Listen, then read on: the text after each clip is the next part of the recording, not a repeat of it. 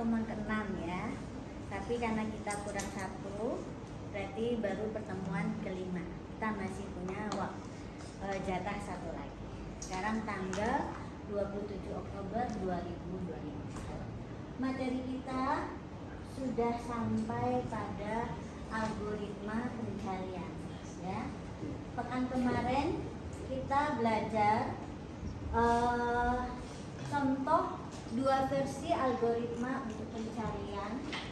Yang pertama adalah sequential search, yang kedua adalah binary search. Untuk pencarian pada larik ini, outputnya itu adalah pertama ya, ada dua versi. Bisa sekedar pesan ketemu ya, ketemu atau tidak. Nah, yang lebih ininya lagi adalah lebih banyak dibutuhkan adalah selain dia ketemu atau tidak, karena ini adalah algoritma pencarian pada larik, pencarian data pada larik. Yang juga dibutuhkan sebagai output itu adalah indeks, ya, indeks di mana data yang dicari itu ditemukan. Kenapa demikian? Karena sering dari hasil pencarian itu yang kita butuhkan selanjutnya adalah bukan sekedar ketemu atau tidak, adalah ditampilkan semua data dari record tersebut, ya.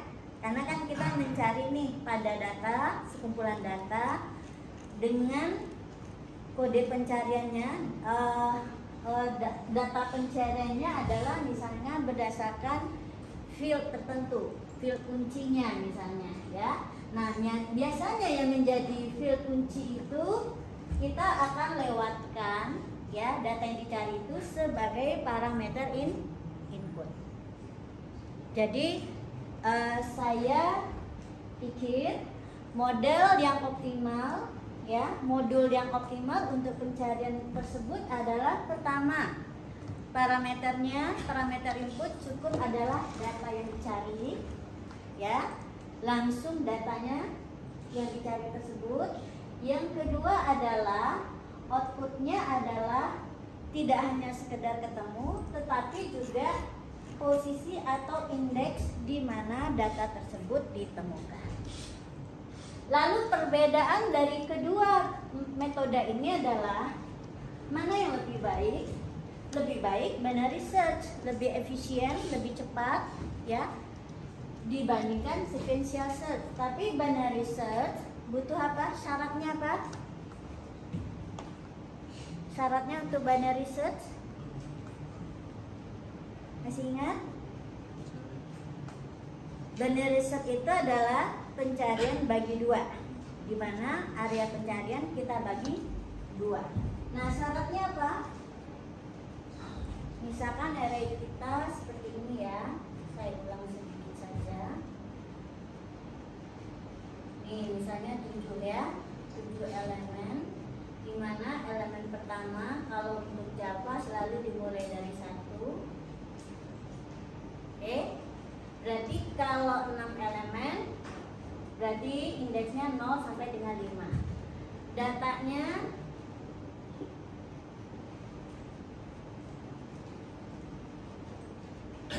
kalau datanya seperti ini, array A-nya, kita bisa pakai pencarian binary search. Binary search. Binary search itu pencarian seperti kita mencari kata pada kamus. Kalau kamus itu kondisinya seperti apa? Datanya kasih terurut ya. Oke, pernah lihat kamus yang kata-katanya disusun tidak terurut? Pernah. Kenapa disusun terurut? Nah, lebih cepat mencarinya ya, ada kepastian. Kalau data yang dicarinya adalah pasar misalnya market, pas kita buka lembarannya, yang terbuka adalah RAM misalnya ya, kata pertamanya RAM. Berarti kalian harus balik ke arah sebelah mana? Kamus itu kan terurut menaik ya. Berarti ditarik ke sebelah kiri karena cari market kan. Jadi skema pencarian pada Benar Research dia menentukan area pencarian. Pertama ditetapkan area pencariannya ya, mulai dari indeks mana sampai mana. Lalu langkah berikutnya apa? Ini area pencarian ya, indeks dari area pencarian berarti awalnya 0 sampai dengan n kurang 1 ya. Lalu kita harus tahu dia terurutnya menaik atau menurun ya. Terus langkah yang berikutnya kita lakukan apa? Ini untuk apa ini? Skala sama dengan I tambah J bagi 2. Itu untuk apa? Itu apa? Indeks yang akan kita periksa. Mau dibuka ya. Oke. Nah, kalau misalnya I-nya sama dengan 0, J-nya sama dengan N-nya 6 kan ya. Ini N-nya berapa? Kalau seperti ini N-nya berapa? 6. Berarti N kurang 1 sama dengan 5. Terus K-nya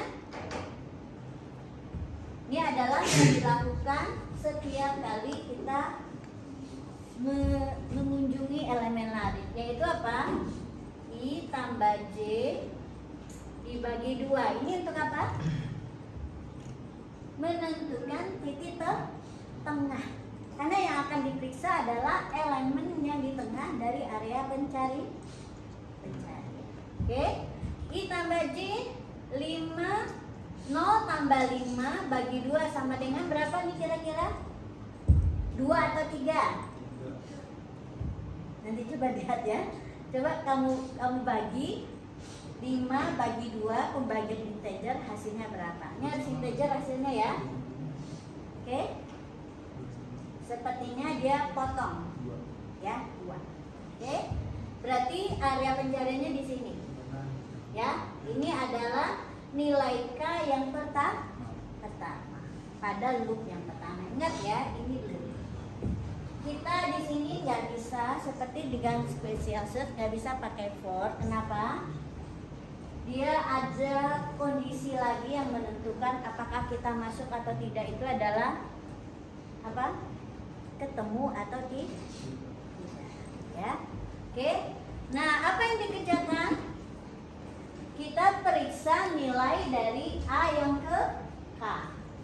Kalau yang dicari itu kalau yang dikunjungi itu sama dengan yang dicari, maka ketemunya kita set menjadi true. Jika tidak, maka di sini adalah apa? Menentukan area pencarian yang baru. Apakah ke arah sebelah kiri dari K atau ke sebelah kanan? Jadi ini yang bisa bergerak, bisa I-nya, bisa juga J. Ya, bisa I, bisa J. Misalnya, kalau yang kita cari adalah misalkan X-nya sama dengan 17.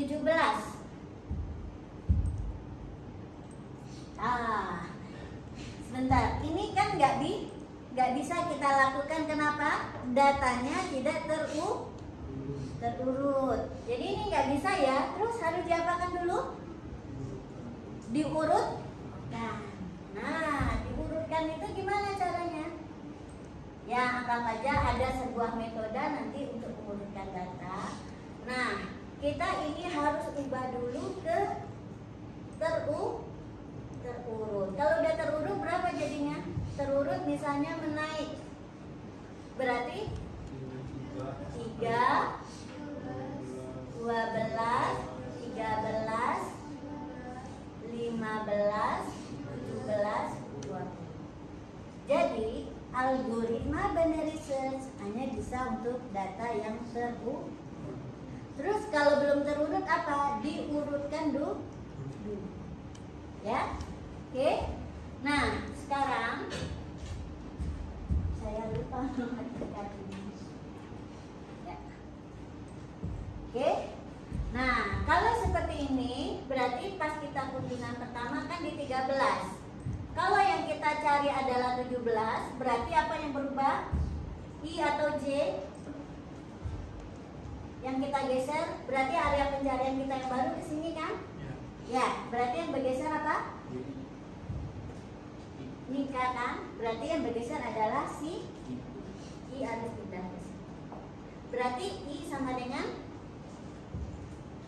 K plus K 1. Maka di algoritmanya, kalau ini terurut menurun ya.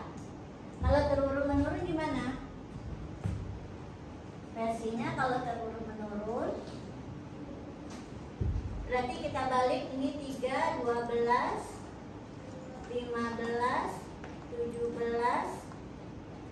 3, 12, 13,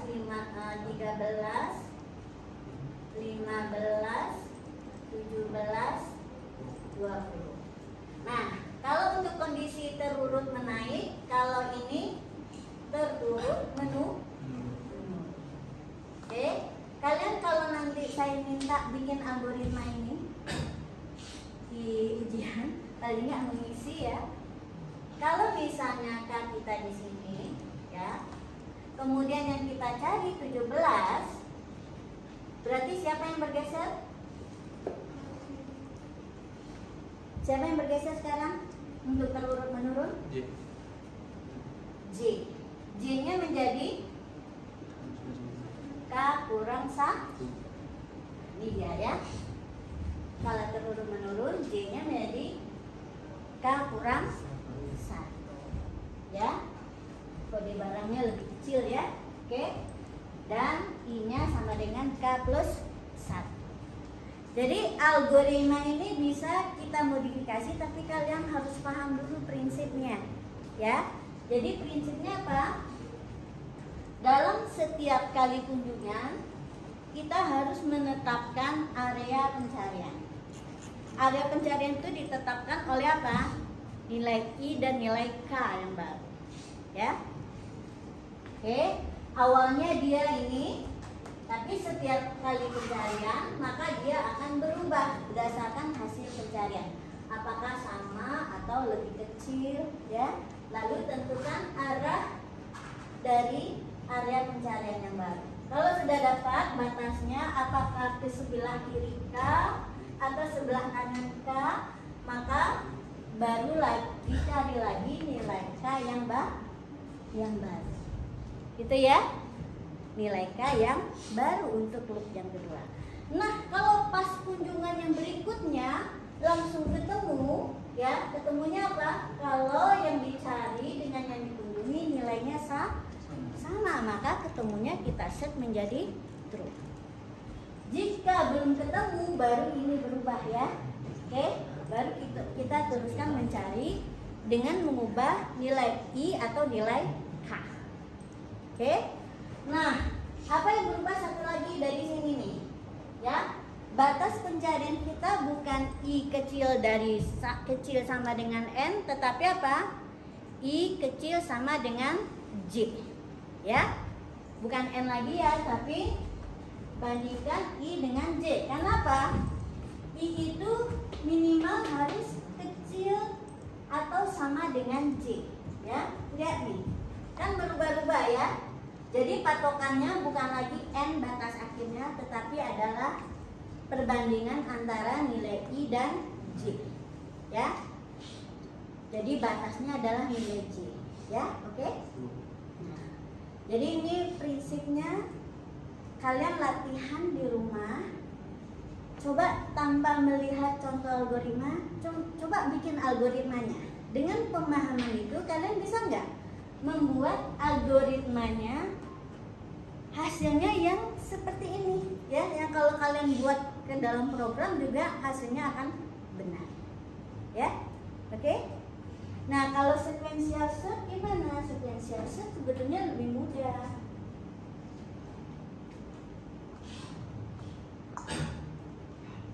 Nah, sequential search saya ambil yang pakai boolean sama ya. Jadi ada yang tanpa boolean, tapi menurut saya itu kurang bagus. Yang kita harus ingat hanyalah dia ketemu atau tidak. Oke? Nah, sama kalau ini batasnya kecil dari n. Kenapa? Kita daerah pencarian kita adalah sampai elemen yang terakhir. Tidak pernah digeser-geser, ya.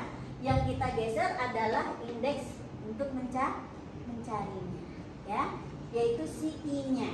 Dia akan berkunjung sampai elemen yang terakhir. Karena dia sequential satu persatu, ya. Jadi dengan ini kalian bisa bandingkan. Pasti yang lebih efisien adalah binary search. Tapi perlu datanya sudah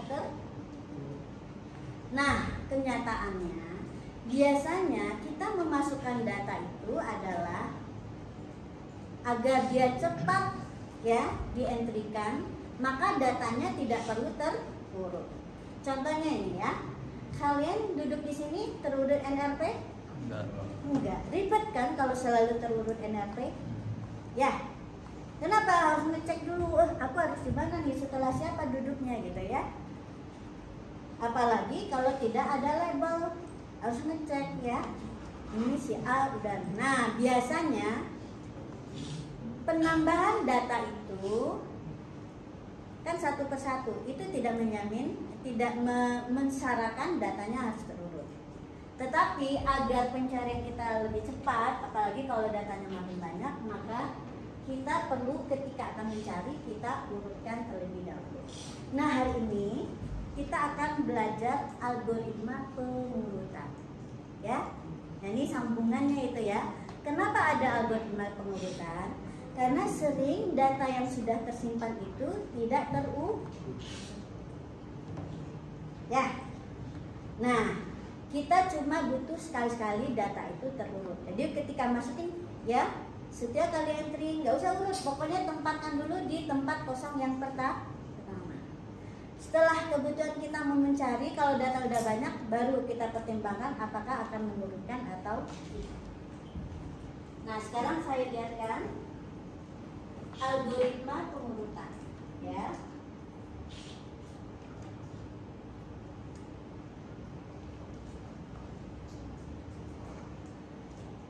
Algoritma pengurutan itu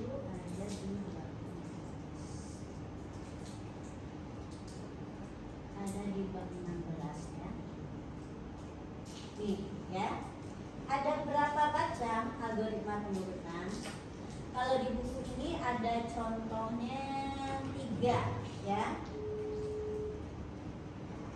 Jadi terurut kita udah paham nggak, ya? Ini nggak usah dibahas bagaimana data itu terurut. Oke, sekarang kita lihat ada berapa macam, banyak sekali macamnya, ya, algoritma pengurutan ini, ya. Kalau searching kan 2 aja, ya. Kalau datanya tidak terurut pasti sequential search. Kalau datanya terurut kita bisa gunakan binary search.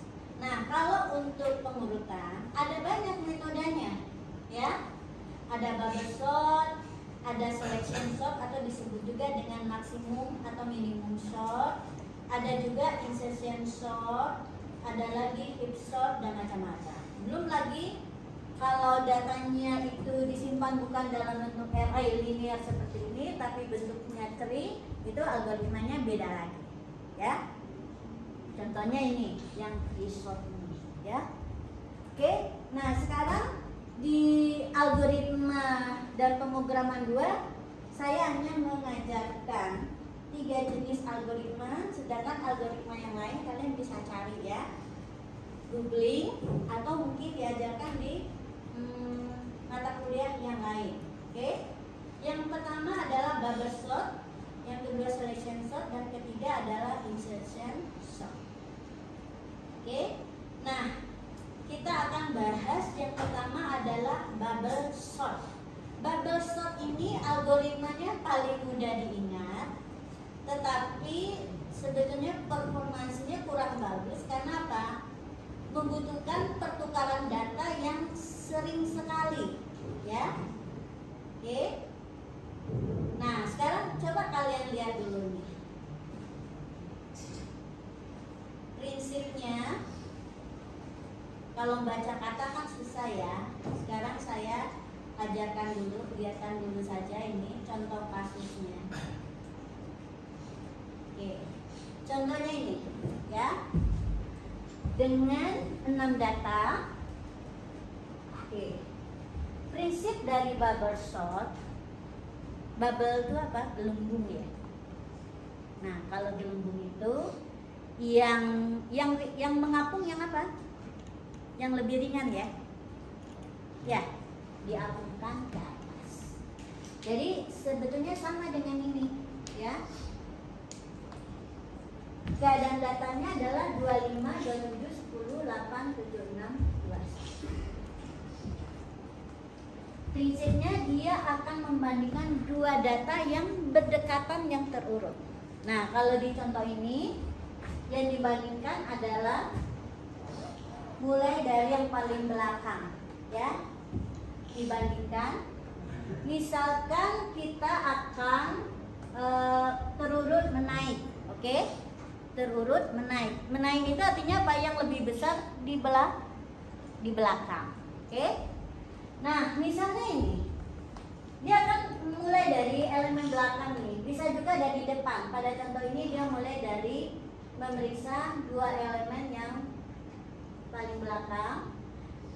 76 dengan 21. Ya. Mana yang lebih kecil? 21, berarti 21 harus diapungkan ke atas. Ya, 21 jadi 7. Ya. Ini butuh apa nih? Menukar dua bilangan ini, tempat. Butuh variabel temporer.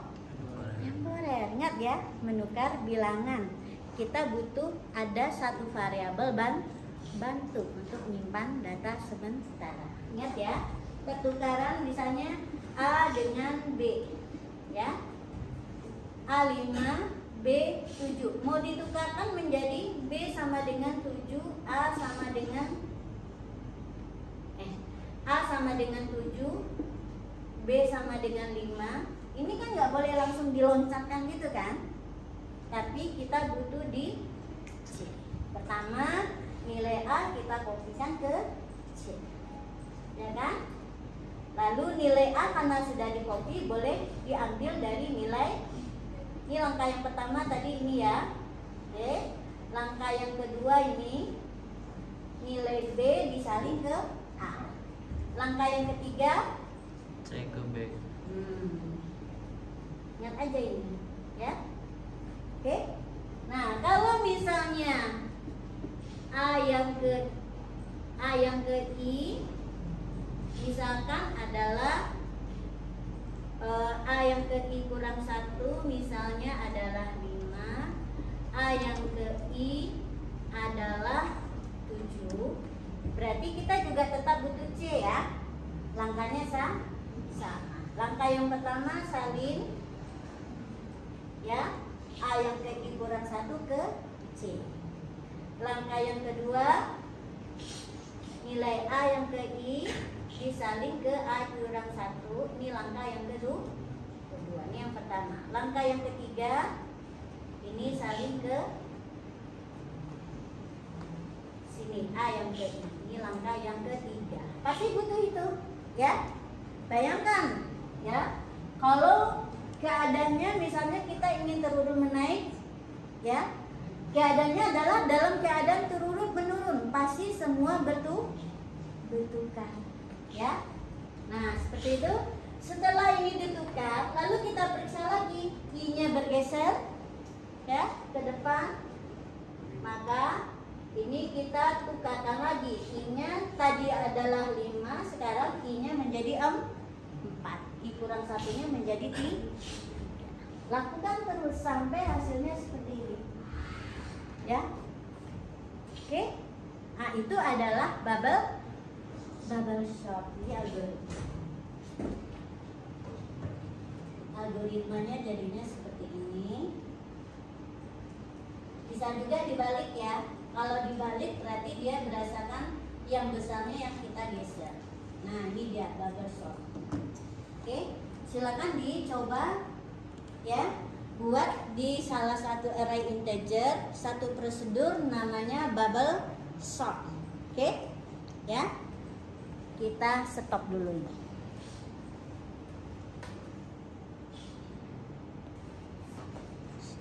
Nah, jadi saya akan memperlihatkan bagaimana logika dari algoritma ini bekerja. Sekarang, kalau misal ini adalah prinsip dari jumlah pengurutan, ada namanya tahap, ya, tahapan. Tahapan itu menunjukkan berapa kali kita melakukan kunjungan atau pemeriksaan ke setiap elemen lain, ya. Nah, kalau n-nya sama dengan 6, tahapannya ini maksimal dibutuhkan sampai n kurang 1 tahap, ya. N kurang 1 tahap untuk membuat semua data itu pasti terurut, ya. Maksimal ini, ya. Maksimal n kurang 1. Oke, berarti kalau n-nya 6 berarti ini menjadi 5 tahap. Ini pasti, karena pasti kita bisa pakai pengulangan.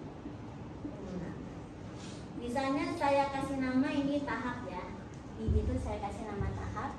Tahapnya dimulai dari 1, kemudian sampai dengan tahap kecil sama dengan n kurang 1.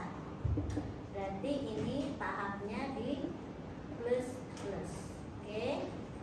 Nah, lalu kita butuh lagi suatu variabel counter di mana kita akan melakukan pertukaran. Setiap kali pertukaran kita butuh 2 buah elemen yang akan dibandingkan, ya. Di sini kita bisa pakai variabel, kalau di sini dia pakai k, ya, k atau apapun di sini. Oke, kita pakai aja di sini k. K-nya dimulai dari mana? Bisa mulai dari elemen terakhir atau bisa juga dimulai dari depan. Sekarang kalau pakai contoh dimulai dari yang terakhir. Berarti k di set mulai dari n, ya, n. Kemudian K, nah ini kan down to, ya, down to, berarti dia akan menurun. Berarti di sini batasnya harus yang lebih besar, ya, ya, karena dia down to, besar. Nah, besarnya dari mana? Dari I plus 1, oke, I plus 1. I di sini jadi tahap, ya. Oke. Kalian mau pakai tahap boleh, pakai I boleh. Oke, saya samakan aja, ya. I plus. Jadi ini masalah nama nggak masalah, ya. Tapi saya tunjukkan bahwa I di sini menunjukkan tahapan. Oke, I plus 1. Oke, karena ini besar dari, ya. Oke, dimulai dari yang terakhir, berarti ini harus menjadi K kurang down. Oke. Lalu apa yang dilakukan di dalam loop? Yaitu kita bandingkan dulu apakah A yang ke K, ya, lebih kecil dari A yang ke K kurang 1. Ya. Jika lebih kecil, maka kita lakukan pertukarkan. Oke. Jika lebih kecil, maka kita lakukan pertukaran, ya. Pertukarkan yaitu, ya, di sini kita tukar, ya. Ini basah ini. Videonya habis lagi. Nah, ini, ya. Mudah di sini yaitu temp sama dengan A yang ke K. A yang ke K kita isi dengan A yang ke K kurang 1. AK kurang 1 kita isi dengan temp angka kurang 1 dulu, boleh ya. Yang penting salah satunya diisi dulu kan ke 10. Tapi urutannya ya perhatikan. Kalau yang di sini kita salin dulu adalah A yang ke K, maka yang berikutnya harus A yang ke K. Kalau di sini A kurang 1, ini berarti A kurang 1. Ini yang kelas akar ya. Oke, yang mana aja bebas. Nah sekarang kita cobakan benar-benar seperti ini ya, karena tadi masih salah. Integer di sini saya coba urutkan lagi menjadi sini mulai dari 1 ya. Berarti ini kecil sama ya dengan n kurang 1, lalu di plus D-nya sama, ini tadi namanya K di sini, oke. K sama dengan N, lalu ininya adalah selama K-nya besar dari I plus 1. K kurang-kurang, oke.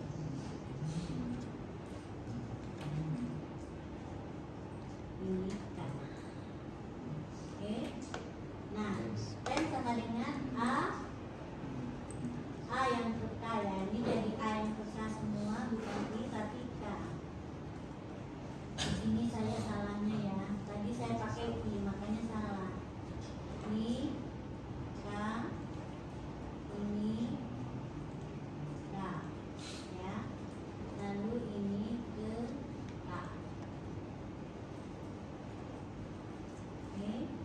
Ini juga A yang ke K. Sekarang kita cobakan lagi ya.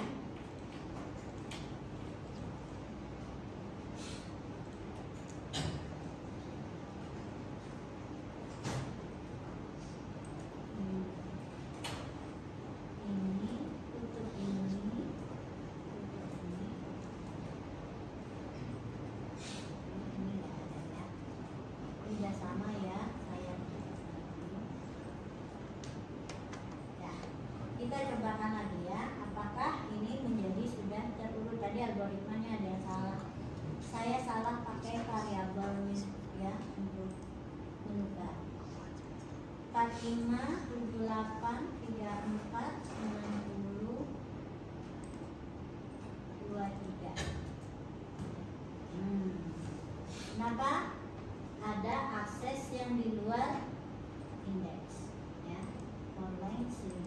Oke, coba kalian periksa untuk algoritma yang kita buat ini, di mana dia kemungkinan mengakses yang di luar indeks.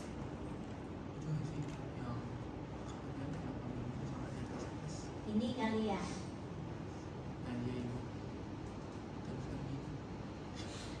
I sama dengan 1, I kecil sama dengan N kurang 1. Nah, di sini kali, karena dia masih terus bertambah. Ini mungkin kecil. Coba kita ulangi ya. Apakah dia akan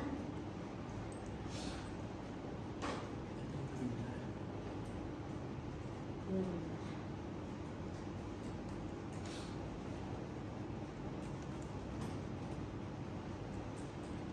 Nah, ini masih berarti bukan di sini yang masalah ya. Ini masih kecil sama, berarti salahnya di sini. I besar dari K sama dengan N. Kan dia selalu oh, K-nya bukan sama dengan N, tapi K sama dengan N kurang 1. Nah, ini kan salahnya. Mana ada indeksnya sama dengan N, kan indeksnya maksimal N kurang 1. N kurang 1 ya. Jadi di sana tadi salahnya.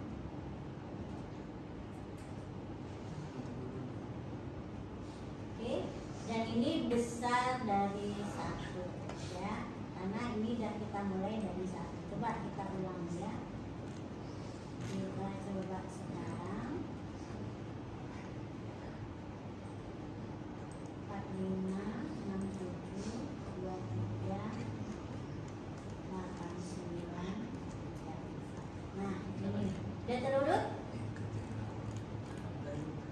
Belum, ada 1 yang belum terurut, yaitu 45 dengan 23. Berarti ada batasnya yang kurang ya. Di sini nih batasnya. Harusnya batasnya sampai apa? Itu kan tadi 1 ya batasnya. Sementara dia dimulai dari K. Berarti ini yang terakhir, ada yang kurang.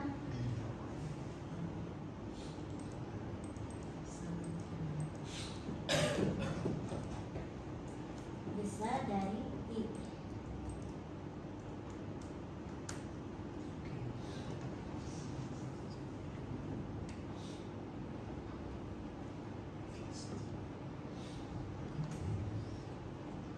Ini mungkin besar sama ya. Oke, kalau kita buat besar sama dengan I ya. Karena kan dia pasti berhentinya di 1 tuh. Padahal nolnya juga harus diperiksa. Oke, kita ulang. Ini karena ada perbedaan algoritma tadi dengan kondisi dengan Java yang selalu indeksnya dimulai dari 0.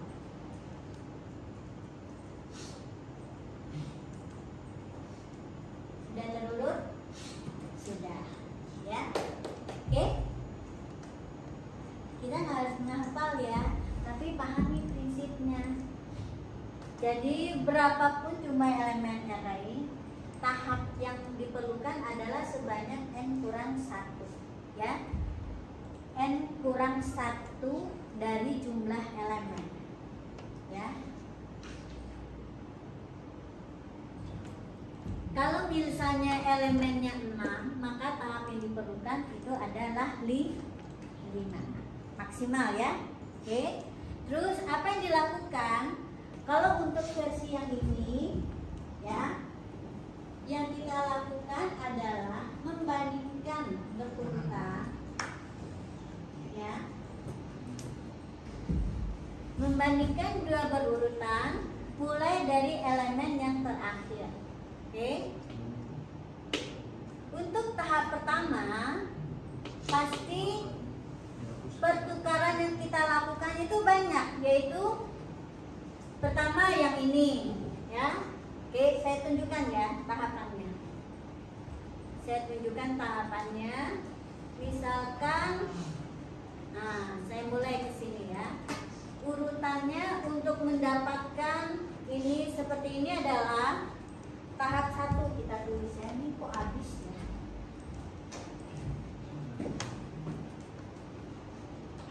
Oh iya.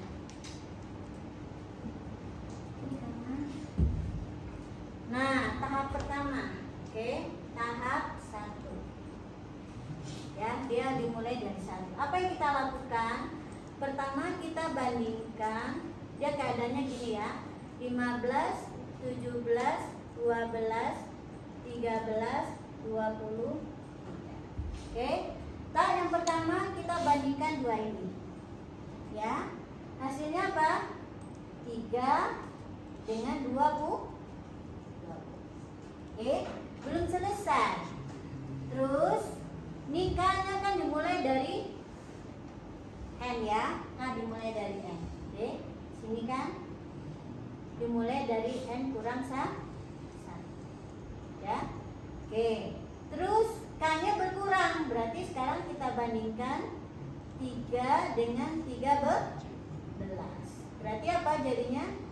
13. Belum selesai tuh, dikurang lagi ya. Kan batasannya adalah sampai apa? K-nya besar sama dengan I. I-nya tadi berapa? 1. Di sini K-nya kan dimulai dari 5 ya. Pas kita berkurang 1, ini selesai 1, K-nya kan berkurang 1. Berikutnya menjadi 4. Sehingga 4, indeks yang keempat dibandingkan dengan indeks yang ketiga. Oke, 3, 13. Lalu berkurang lagi nilai K-nya 1. Berarti dibandingkan lagi indeks yang keempat dengan 3, lalu 3 dengan yang kedua. Oke, ini jadi 12 kan? Berarti ini naik lagi kan? Hasilnya adalah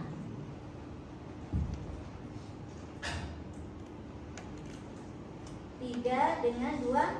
Oke.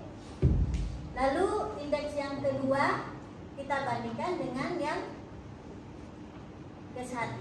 Hasilnya adalah 3, 17. Kemudian K-nya berkurang lagi ya, 1 menjadi indeks yang ke-1. Ya, batasannya kan sampai dengan tahapan. Tahapannya tadi adalah 1. Berarti kita masih bisa membandingkan ya, 1 dengan 0. Ini 15 dengan 3 dengan 15 berarti 3, 15. Oke. Ini hasil tahap 1 tuh gini, 3, 15, 17, 12, 13 dan 20. Anda lihat hasilnya apakah ini sudah terurut? Belum kan? Jadi satu tahap itu belum menghasilkan terurut. Apa yang sudah menempati posisinya? Yang paling depan. Ya, paling depan ini sudah terurut. Jadi ini nanti nggak kita bandingkan lagi. Ya, jadi satu elemen dari setiap tahap sudah menempati tahap posisinya. Oke, lalu kita masuk ke tahap yang kedua.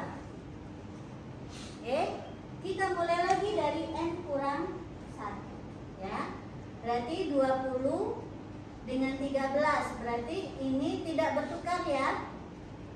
Kan dia bertukar kalau apa?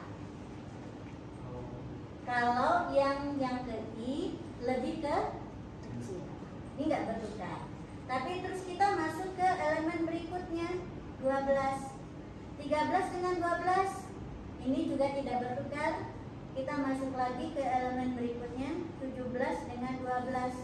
Ini bertukar? Iya. Berarti ini menjadi 12 dengan 17. Ya. Terus 12 dengan 15? Tukar lagi, 12 dengan 15. Nah, di sini kita berhenti di tahap yang kedua. Bukan tahap 1 ya. Di K yang kedua kita yang lebih besar dari I, kita harus berhenti. Ya. Di sini I-nya berapa? Tahapannya 2. Jadi kita berhenti di pas membandingkan waktu nilai K kita adalah yang ke indeks yang 2. Ya. Indeks K-nya sama dengan 2. Tinggal dibandingkan. Ini enggak ya, karena sudah terurut. Ya. 3, 12, 15, 17, 13, 20. Ini baru 2 yang terurut. Ya. Makanya kita lanjutkan lagi sampai sekian tahun. Itu inti dari algoritma. Ada direkam? Sampai di sini ada paham? Ya. Jadi kecanggihannya di sini adalah kita memainkan hubungan antara variabel indeks tersebut, ya, antara tahap, ya, variabel tahap, variabel indeks yang akan kita banding-bandingkan, ya. Kemudian kalau sudah itu menetapkan batas-batasnya itu juga, ya. Intinya di sini pertukaran terjadi setiap kita membandingkan, ya. Dalam satu kali tahap itu bisa terjadi beberapa kali pertukaran. Nah, ini algoritma ini kurang bagus, ya. Kenapa? Effort untuk mengikatkan ini butuh ini aja. Satu kali tukar itu berapa instruksi? 3 instruksi. Itu tidak efisien. Jadi algoritmanya kelihatan mudah, tapi dari sisi eksekusi ini kurang efisien. Ini yang akan diperbaiki pada algoritma versi berikutnya. Silakan kalian coba dulu algoritma ini sampai jalan ya. Nanti saya akan jelaskan untuk algoritma versi yang kedua. Oke, sekarang kita ingin kalau dia terurut menurun, ya, apa yang berubah? Lebih besar. Nah, kecil menjadi lebih besar. Kenapa? Karena tadi kita ketika membandingkan, waktu dia menaik, yang kita pindahkan ke depan adalah yang lebih kecil sehingga dia menjadi lebih besar. Jadi kalau kita ingin menurun, berarti pindahkan ke depan yang lebih besar, ya. Jadi ini nanti ganti AK lebih besar, ya. Kira-kira yang diganti yang ini, yang setelah K. Yang menurun. Saya Ini aja. yang itu aja diganti. Ya, ini menjadi lebih besar. Jadi pertukaran kalau yang di belakangnya lebih besar itu akan menghasilkan efek dia menurun. Ya, coba kita tes dengan memanggil bubble shock, bukan menaik tapi menurun.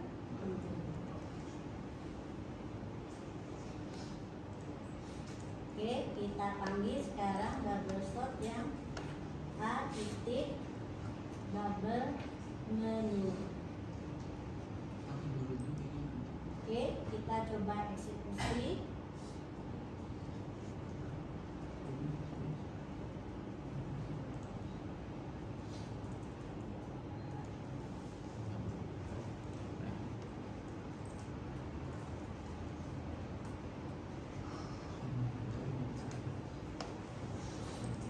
Oke, sudah menurun ya. Simpel kan?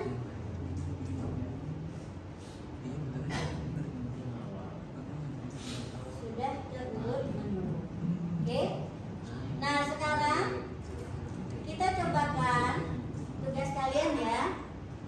Copy kedua algoritma ini, menaik dan menurun, untuk array of record. Copy saja. Copy pas ke array of record ya. Kita tutup lagi sebentar. Oke. Nih ya, ketika kita copy, kita untuk lari barang yang bubble slot itu ternyata jadi banyak error ya. Tadi kita udah menemukan yang ini, yang ada nn ini error karena apa? Variabel ukuran di sini kita pakai nmax. Jadi setelah nmax, n kita ganti dengan nmax, dia tidak error lagi. Tapi yang masih error, terus yang kedua adalah time-nya. Time-nya ini juga error tadi ya. Kenapa time error? Karena ini adalah array of record. Jadi si time-nya harus bisa juga memuat satu record. Jadi time kita ganti dengan barang. Ya. Terus apa lagi? Oh, ini masih error nih barisan ini. Coba cari tahu kenapa? Nah, kita bandingkan nggak satu record. Yang dibandingkan sekarang apa? Kalian kalau membandingkan urut tempat duduk berdasarkan apa? Nama atau NRP? NRP.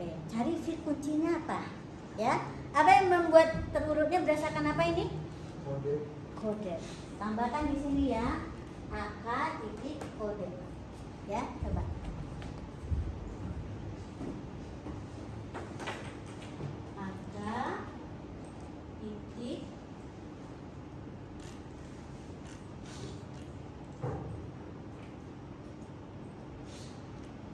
Titik kode barang ya. Oke. Ini juga titik kode barang. Nah, hilang kan errornya? Berlaku juga untuk yang kedua. Barang. Kemudian kalau ini biasakan ya, karena dia adalah objek, kita pakai new barang. Ya, jangan lupa panggil konstruktor. Ini juga new barang. Oke.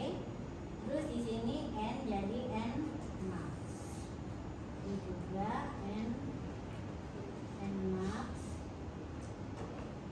Terus di sini tadi berubah jadi titik kode barang. Ini titik kode barang. Sebetulnya lebih mudah kita mengcopy dari yang sudah menaik itu, tinggal mengubah variabel ya. Tapi nggak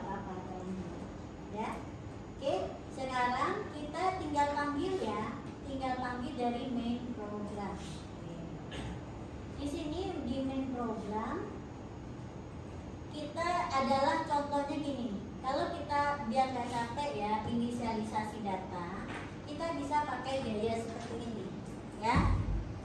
Kita langsung isikan sebanyak jumlah elemen dari array-nya, ya. Ini kalau mau ini kita tidak urutkan dulu ya. Coba kita ganti ini tidak terurut dulu. Dia nanti bisa kita ubah-ubah. Ini saya ganti jadi misalnya ini adalah 91. Kemudian yang kedua 35, yang ketiganya adalah misalnya 10.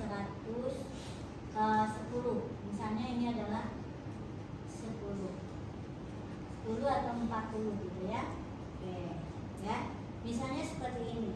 Sekarang kita coba ya baca barang A-nya. Berarti ini kita panggil konstruktor ya, konstruktor yang baca barang.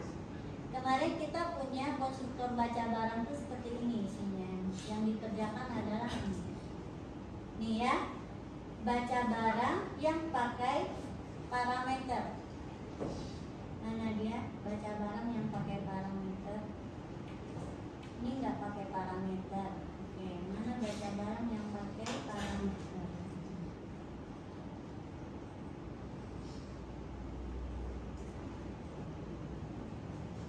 Nah ini ya, yang pakai parameter ini ada pengisian data barang dengan melakukan inisialisasi seperti ini, ya. Ini prosedurnya. Jadi ini sudah ada, oke. Nah, lalu kita baca barang, lalu kita tinggal panggil, ya. A titik tulis. Nah, kenapa ini ada tulisnya? Tulis barangnya nggak ada ya? Nah, barang tulisnya mana? Karena kan poinnya. Oh ini ya, harga jual berarti. Harga jual. Ini lagi barang kan nggak ada ya. Harga jual titik. Oke. Harga jual titik tulis. Oke. Ini baca barang itu kan tadi si A ya. A barang. Oke. Oh kita panggil biasa aja ya.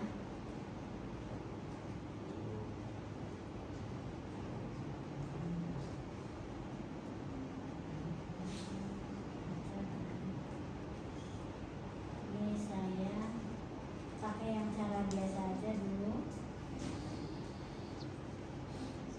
Harga jual titik baca. Ini ya, cara biasa. Terus kita panggil prosedur harga jual titik. Nah, bubble sort. Oke, bubble sort menaik. Oke, terus kita panggil lagi harga jual titik menu tulis. Oke, ya.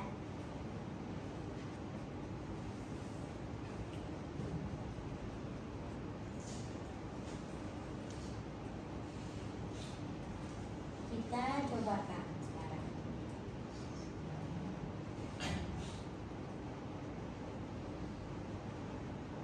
Kode barang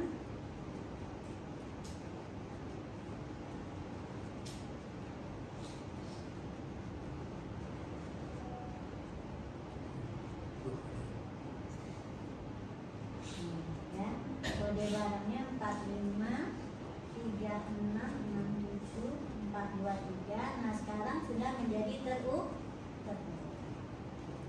Kalau kalian nggak suka gaya penulisan seperti ini, kita bisa bikin gaya penulisan yang berbeda. Coba ya, kita panggil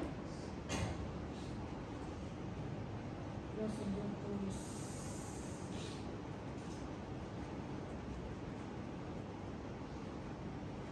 Ini kita panggil ini barang ya. Kan penulisan itu ada di barang kan. Nah sekarang ini saya copy, saya bikin versi tulis yang kedua. Copy, paste.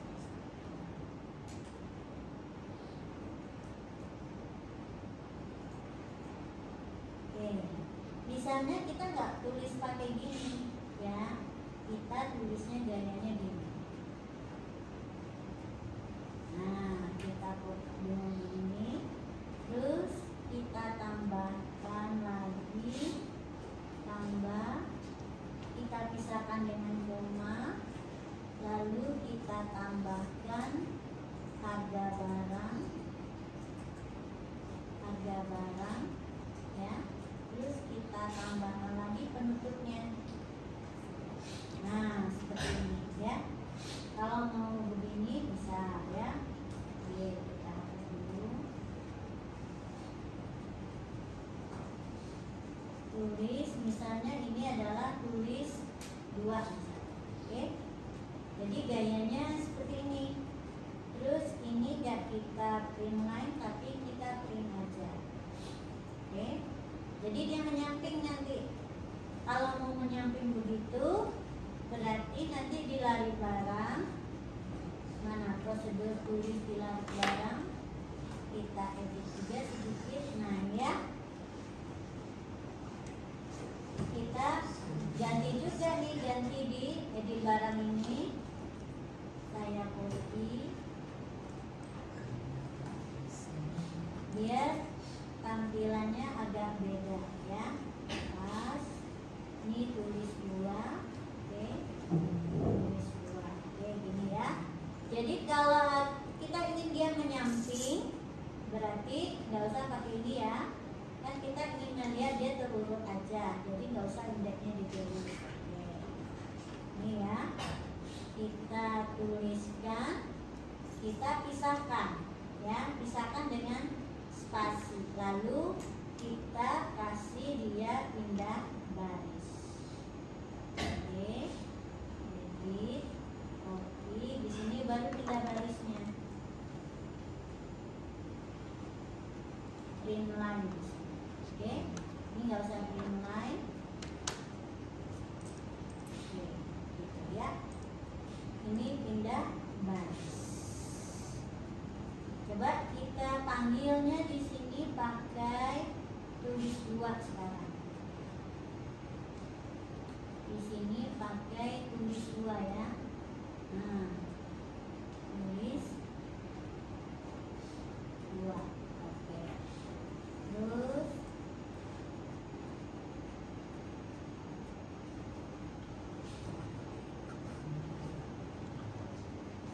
ini kita tutup dulu. Kita tutup.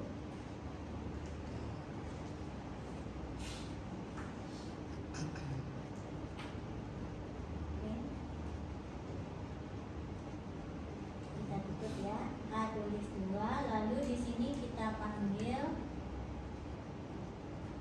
mana ya harga jual tadi ya? Yang ada harga jual tadi di mana? Di bawah. Di atas di sini. Kok beda lagi ya? Ada 2 versi gitu. Tadi ada harga jual, harga jual. Oh, ada 2 nih.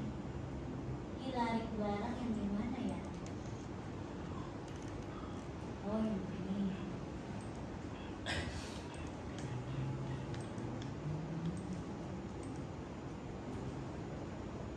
Beda lagi. Oh, di sini saya tadi ya. Bentar, saya copy dulu ya. Ini lari barang. Kenapa ada 2?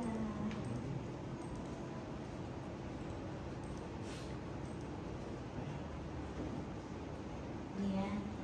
Ini saya ubah lagi nih. Tulis 2-nya saya copy dari sini aja tadi. Tulis 2. Oke.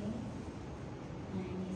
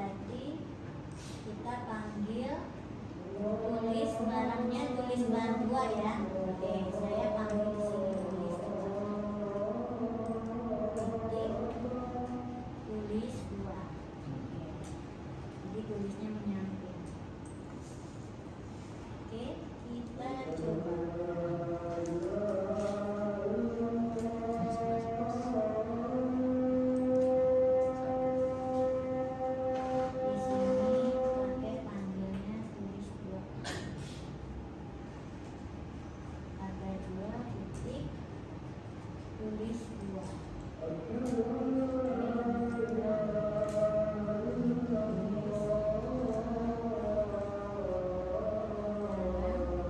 Itu masih merekam? Masih Ibu. Kita rekam ya. Kode lebaran.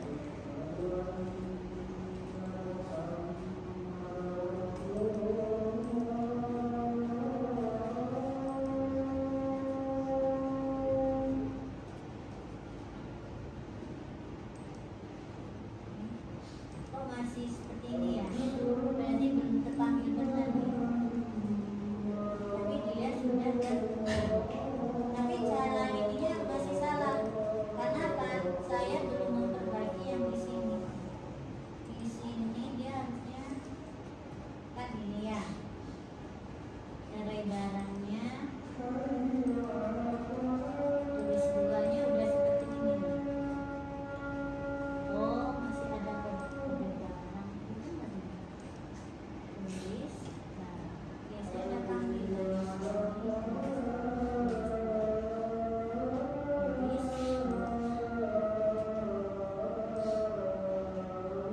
Oh, ininya belum dipanggil, nah, masih tulis aja. Oke, ini disesuaikan lagi.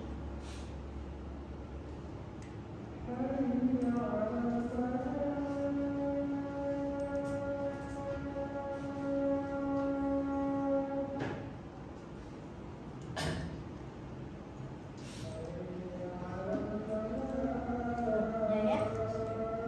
Jadi terurut menaik. Ya, ini biar nggak panjang ke bawah saya gaya menulisnya. Satu ini berarti 1 lipat.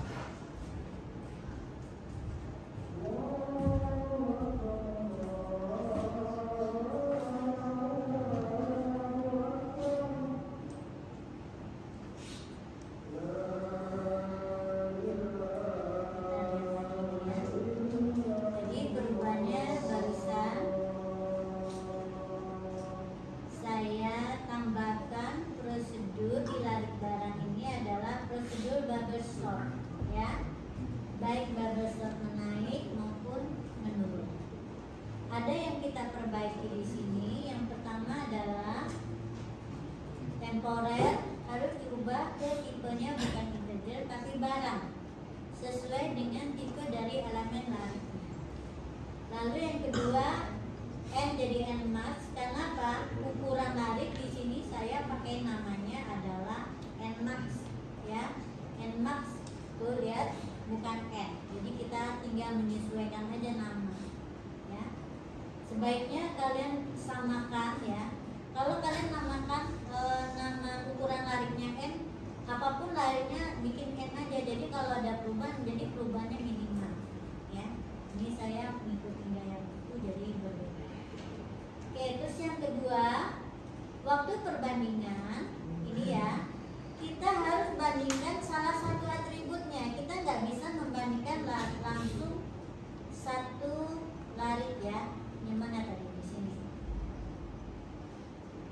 Kita nggak bisa membandingkan langsung satu elemen larik, satu recall, tapi harus perbandingan berdasarkan atribut tertentu. Nah, untuk ukuran dia menaik atau menurun tergantung oleh atribut kode barang. Makanya kita bandingkan di sini adalah kode barang. Dan bubble sort ini biasanya tanpa parameter. Kalau mencari ada parameter inputnya yaitu kode yang dicari. Oke. Dan bubble sort ini biasanya juga adalah bentuknya prosedur karena yang dilihat di sini adalah efek dari perubahan. Oke, ada pertanyaan sampai di sini? Lalu di sini tadi saya juga array ya, seperti tadi biar terasa urutannya menyamping kelihatan. Maka saya buat prosedur tulis yang ini, di mana setiap elemen ya kita tulis menyamping. Ini tadi bisa karena elemennya sedikit ya, jadi harus hati-hati juga ya. Ini bisa karena kebetulan 3. Terus kalau sudah selesai baru saya pindah baris.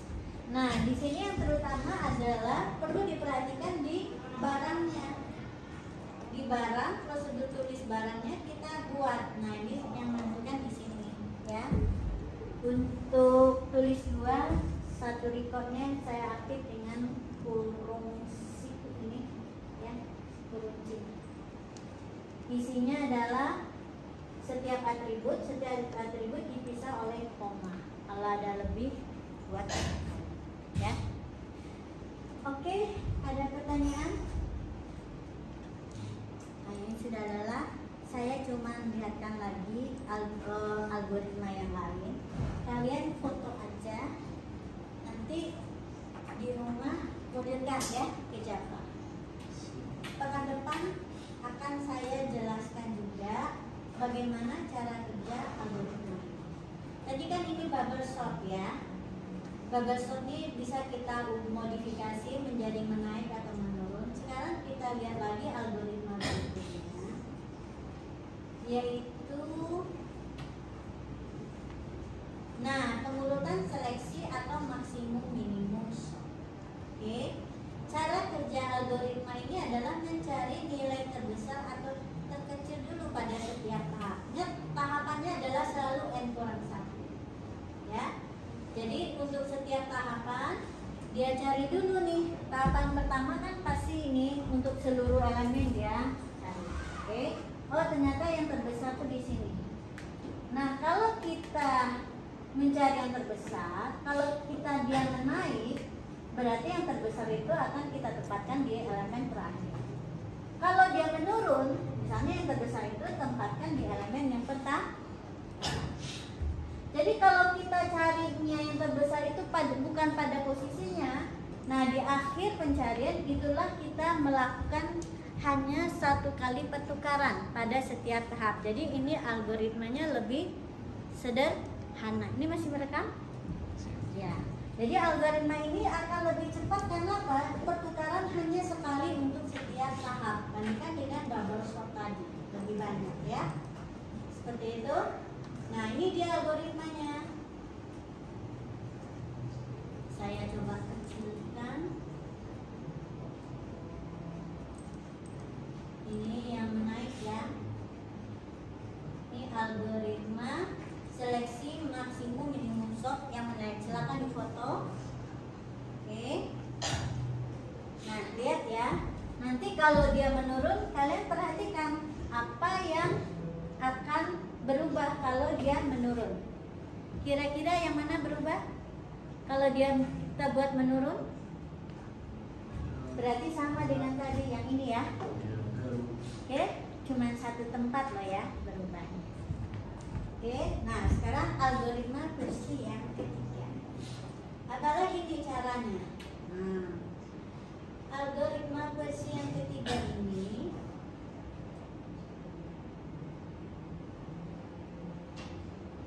sama ya, saya lewat.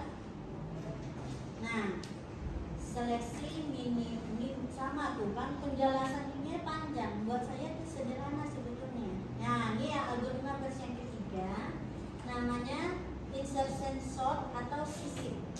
Sisip ini adalah intinya dia untuk setiap pas yang dimulai dari indeks yang kedua kita lakukan ya. Misalkan, nah dimulai dari sini. Kenapa? Dia prosedurnya gini, memeriksa si 17 nih harusnya dia ada di posisi yang mana? Ya, yang dia periksa adalah di yang ke sebelumnya. Ya, oh harusnya dia antara sini 17 misalnya dia menurun, berarti dia ditukar, digeser gitu. Terus yang ke-12 karena ini sudah terurut, dia akan menggeser ke sini ya. Jadi ini contohnya seperti ini. Dia dengan gambar dijelaskan lebih mudah. Misalnya gini ya. Tahap yang pertama kita anggap yang nomor pertama ini sudah menepati posisinya. Makanya tahapan dimulai dari yang kedua ya. Terus elemen yang kedua ini harus dicek di posisi sebelumnya, di mana posisinya. Nah, kalau dia terurut menaik berarti dia udah pada posisinya, tidak ada pergeseran. Dia bukan pakai menukar tapi menggeser, ya. Sehingga dapatlah yang 2 terurut. Pada part kedua ini sudah terurut 27 dan 29. Sekarang pada tahap yang ketiga kita lihat ya. Nah, tahap yang ketiga kita cek. Nah, ya, cek 10. 10 ini di antara sebelumnya di mana harusnya posisinya kalau dia menaik? Nah, dia akan cek nih, ya. 10 dengan 29 dia masih lebih kecil kan? Nah, 29 dia dipindahkan dulu, 29 geser. Ya. Terus dia bandingkan lagi dengan 27. 27 gimana? Oh, dia masih harus sebelum 27, maka 27 juga geser. Nah, sudah nggak ada lagi, berarti ini posisinya dia. Jadi posisinya caranya menggeser, bukan menukar ya. Oke, yang sekarang yang 8 juga gitu. Oh, bukan dia, bukan. Ternyata di sini ya. Nih, pada tahap yang keempat, 4 elemen sudah tertukar. Nah, sekarang yang kelima, 76. Ya. 76 bandingkan dengan 29. Oh, dia sudah lebih besar. Berarti dia sudah menempati posisi. Pada saat ini belum nggak ada pergeseran. Terus yang 21 bandingkan 276. Oh, lebih kecil, geser ini. Terus bandingkan 29, masih lebih kecil, geser. 27 geser. 10 karena udah lebih kecil berarti posisinya di yang ketiga. Itu prinsipnya, ya. Menggeser, mencari posisi. Kayak gini nih, kalian nyari tempat duduk. Yang pertama, orang yang pertama pasti udah dasar. Terus yang kedua dia akan cari posisinya. Geser gitu ya. Bayangkan posisi kita lagi duduk nih, ya. Pakai geser-geser. Duduknya di tribun sepak bola gitu ya. Geser-geser mainnya. Oke. Nah, algoritmanya jadinya seperti ini. Coba perhatikan. Ya. Kita mulai dari bawah saja ya. Nah, nih dia.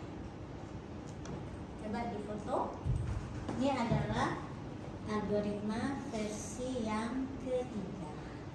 Menggeser dengan menggeser menaik. Nah, nanti kalian temukan juga kalau menggeser menurun apa yang berubah, ya. Paling juga yang menggesernya ini.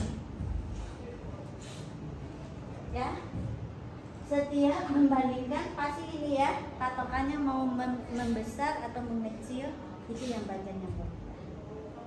Oke, cukup sekian hari ini. PR-nya ada 2 ya.